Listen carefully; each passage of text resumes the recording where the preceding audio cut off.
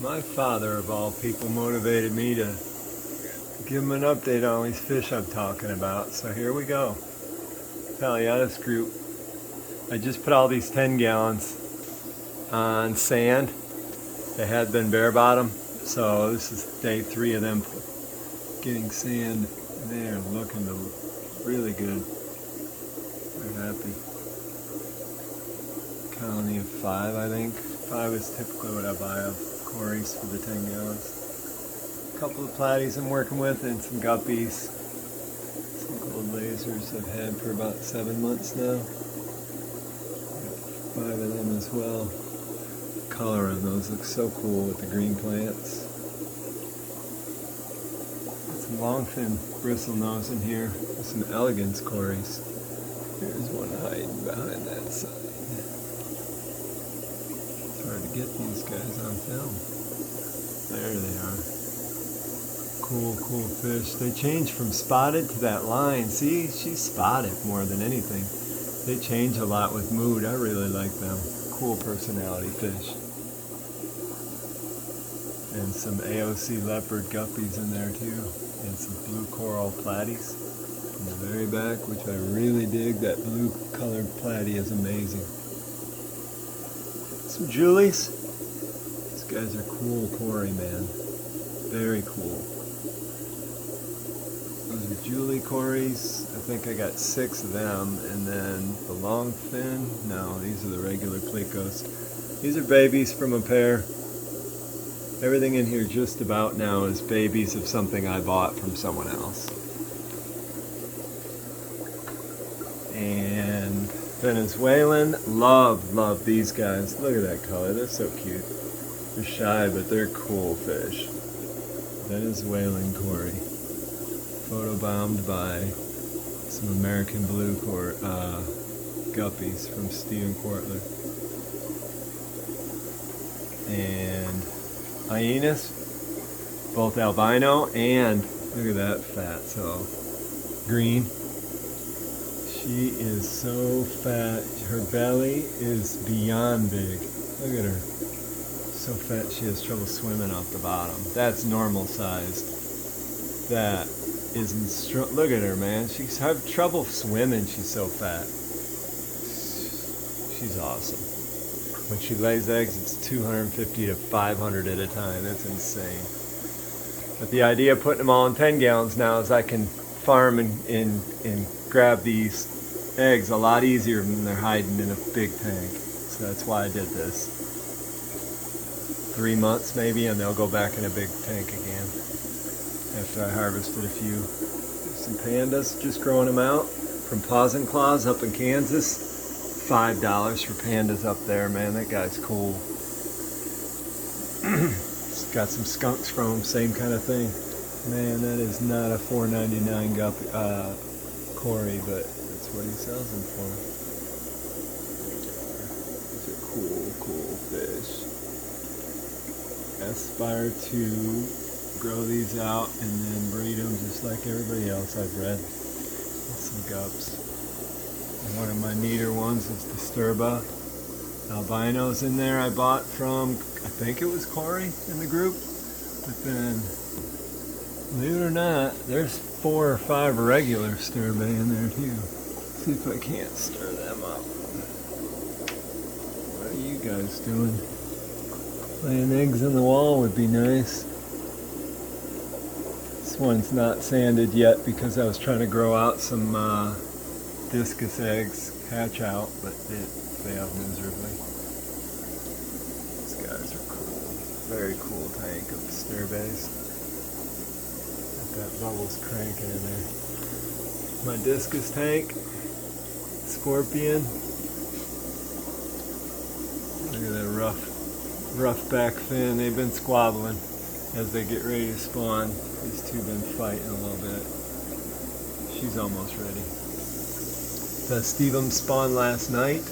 I captured it on video. And they are solid with parenting up to free swim, and then they eat them.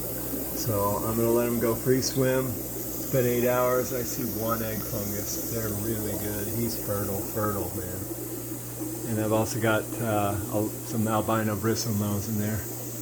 This is my hoplo catfish tank. I've got albino and marbled hoplo, as well as some albino and regular bristlenose. A Nanacara enamella female. Here's the male, that's a nice pair. Got a pair of angels that I just rescued. He's okay. That one's a football. And then I got some lyre tail mollies in here that are really big and happy. Doing well. I've got an albino sailfin in there too. So babies galore coming and expected out of that tank soon. Cyclisoma dimeris. Again, something that was just scientifically classified by Haeckel. So I don't know why I migrate to those fish, but I do like them. South American cichlid. She's doing okay. Liking that wood, so I'm hoping they lay on it. That's in there for the catfish, but that big dimeris, man, he's beautiful. And got some bristlenose in here with a paracoy angel. He's cool. And that's his daughter. So his name's Blackjaw, as you can see. Perfect timing, Blackjaw. He's got a black jaw, so he's called Blackjaw. He is the grandfather of many of the koi and gold marble I got in the house. And that's his daughter. They should be spawning here soon. They were dancing on that breeding slate over here. Discus in quarantine, one of my favorite ones. Spotteds. I guess we call those spotted leopards. I don't know. I'm going to cross it with a wild green once I get a batch or two. The next thing is to cross these with some green. Sorry about the glare. And see what I got exactly. Not a bad fish. And blue scorpion, razor thin, got that at World's Underwater, and just big eye, small body.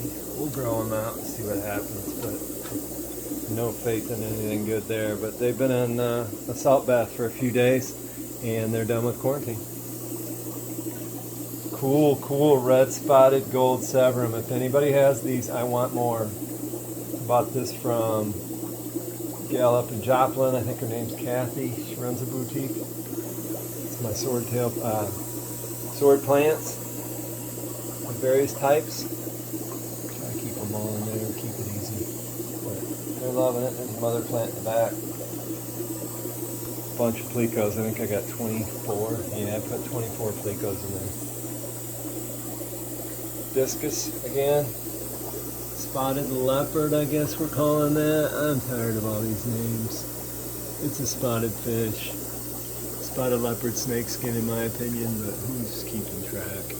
To me now that's just a Turk, but they call it mosaic, some damn flashy name, but really nice male. These guys are my number 2 pair. Working on number 3, but he's the biggest one and a little bit aggressive. He darts a lot if I'm not careful. She's almost ready. And I got a big hoplo in there. And I got a pair of albino. You can see the tail of the catfish in there. I got a pair of albino bristlenose in there. Catfish. These guys made me sad yesterday. This is a Maie swordtail I've been raising for many generations. Fantastic wild type fish that I got, and half the colony died when I changed tanks because they just do not do well if you change large amounts of your water at once. And I moved my plant tanks out of my bedroom, and boom, I lost 3/4 of the colony. And sorry about all the tubes, just hooked up a new air pump that's way too big for my setup, and haven't moved all the stuff behind the tank yet. But that is a Super Veil Silver female that I use for sexing. She's amazing at sex with everyone. Helps me pair up fish. A few babies in the back I just haven't taken care of, and they've grown out. And a male trying to coax her over. They're due. But I got frying here from them and some swordtails. Goldicara, right on time. Thank you for coming out. Got a pair of Goldicaras in here that I thought were spawning, but based on her coming in, I doubt they have yet. Been fattening these guys up. Really neat fish. Looks like the Dimeris, but a little darker, especially when they're breeding. Really a neat fish. I got 2 pairs of them. Speaking of pairs, just got a female for him, and boom, there she is. She had her tube down at the store when I bought her. Oh yeah, she's full of eggs and her tube is still down.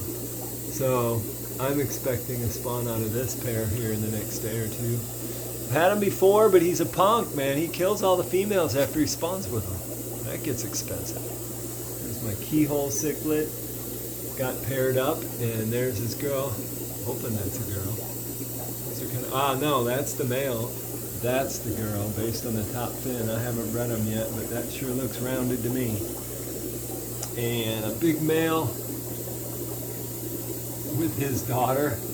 I do that a lot. I back cross everything first to find out what I got genetic-wise to confirm it. And in doing so, then I know the full history of the dad, or at least quite a bit, based on back crossing the same kind of genetic back to the dad, and what those throw tells me everything I need. Huge colony of Aspidoris ramundi. There's about 25, I think, in here. And they're breeder size now. That's a breeder ramundi. 2 inches. These are about 10 months old now. I've got them in all these bottom tanks, but really a neat fish. Expensive. And I've got a giant colony of them.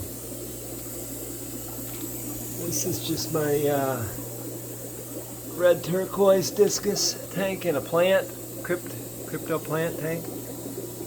She's a nice one. I picked this up from Sherry Lee up in Missouri, and she's a nice gal. She really was a pleasure to work with.